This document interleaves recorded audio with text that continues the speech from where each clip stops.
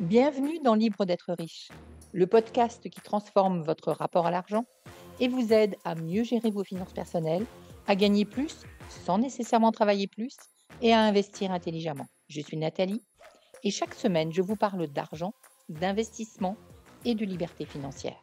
Libre d'être riche, c'est tous les mercredis. Alors, installez-vous pour un nouvel épisode. C'est parti!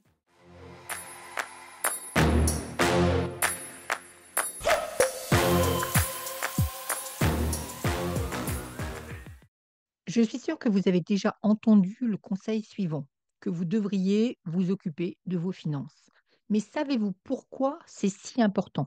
Ou est-ce que vous faites partie de la team «je m'occuperai de mes finances le jour où je serai riche et que j'aurai de l'argent à gérer»? C'est quelque chose que l'on me rétorque assez souvent lorsque je viens proposer à quelqu'un de s'occuper de ses finances. En faisant ça, sans vous en rendre compte, vous demandez à l'univers de vous faire confiance les yeux fermés. Imaginez que l'univers soit un multimilliardaire à la tête d'une gigantesque fortune qui cherche un gestionnaire de fortune. Deux personnes se présentent à lui. La première, c'est vous, qui dites: écoutez, je ne sais pas faire, mais si vous me confiez votre fortune, je vous assure, j'apprendrai. Une autre personne apparaît qui, elle, dit: j'ai pas encore énormément d'argent, mais j'ai fait tout ce qu'il fallait pour apprendre à gérer. Donc je sais m'occuper de mes finances, même si elles ne sont pas brillantes aujourd'hui. À votre avis, quelle est la personne que l'univers va choisir pour lui confier sa fortune? C'est l'une des raisons pour lesquelles vous devriez vous occuper de vos finances, quel que soit l'état de vos finances aujourd'hui, pour prouver à l'univers que vous savez faire, que vous êtes prêt ou prête le jour où la fortune vous sourira. Parce que l'argent, c'est aussi une énergie qui circule dans le monde et que nous devons en tenir compte, même si ça a l'air un petit peu bizarre. Mais il y a trois autres raisons pour lesquelles vous devriez vous intéresser à vos finances et qui sont nettement plus concrètes. La première, savoir où va votre argent et pouvoir faire des économies. S'intéresser à ses finances, ça signifie savoir combien on gagne et donc, en aparté, valoriser toutes nos sources de revenus, savoir combien on dépense, faire attention où l'argent va. Donc savoir non pas si on est en positif ou négatif à la banque, mais où va l'argent pour quelle catégorie de dépenses. À partir de ce moment-là, on va pouvoir choisir où va notre argent entre les différentes catégories. On va pouvoir supprimer des sources de dépenses inutiles et donc se donner les moyens de faire des économies. Et qui dit économie dit la possibilité ensuite d'investir. Deuxième raison, gagner en confiance. Vaincre l'impression de ça ne sert à rien, je ne peux rien faire, et donc reprendre le contrôle ou la maîtrise de ses finances. Si vous ne faites rien, peut-être qu'à la fin du mois, il ne reste rien sur votre compte en banque. Ou pire, il vous reste tous les mois un découvert. Et vous redémarrez tous les mois avec votre salaire qui remonte votre compte et vous finissez tous les mois soit à zéro, soit en dessous de zéro.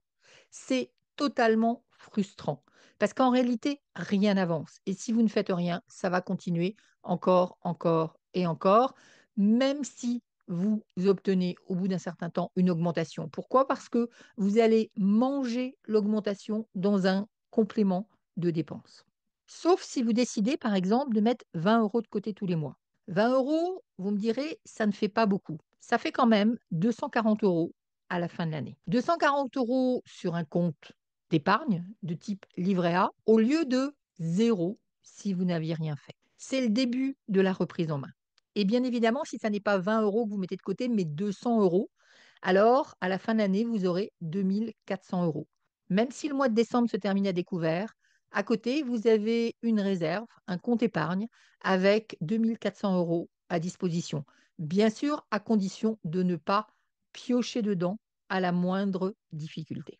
Si tu es sur un livret A, aujourd'hui, ce sera 2,4% de rémunération. Mais si vous avez mis la même somme en ETF ou en crypto ou dans du crowdfunding immobilier, il se peut même que cette somme ait fait des petits avant la fin de l'année. Les 2400 euros seront devenus 2450, 2500, 2600, 2700, en tout cas plus que ce que vous aviez au démarrage. Troisième bonne raison de vous intéresser à vos finances, créer des sources de revenus alternatives. pour ne pas dépendre uniquement de votre activité professionnelle. Parce que vos finances personnelles, ça n'est pas exactement la même chose que la rémunération de votre travail. Vous avez une activité professionnelle, vous gagnez de l'argent avec cette activité, c'est très bien. Mais vous pouvez aussi gagner de l'argent sans travailler ou en travaillant différemment. Comme on peut également travailler et ne pas gagner d'argent. C'est ce que j'ai fait pendant des années. Je travaillais sans gagner d'argent. Peut-être que ça parle à certains d'entre vous, ça a l'air bizarre, mais lorsqu'on est indépendant, on travaille parfois sans gagner d'argent à l'arrivée. Et puis un jour, j'ai compris effectivement qu'il existait ce que l'on appelle des revenus automatiques. Et ces revenus automatiques permettent de gagner autrement, sans être soi-même la chaîne de production, sans être lié à notre activité professionnelle.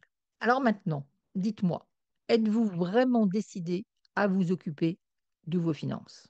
Je vous rappelle que ça sert à avoir d'autres sources de revenus, que ça permet de reprendre la main sur ses finances et donc de pouvoir décider de ce que l'on en fait, que ça permet de faire des économies et donc d'investir. En tout cas, c'est un pas de plus sur le chemin de l'investissement et cela permet de dire à l'univers qu'on est prêt à faire fortune le jour où il le décidera.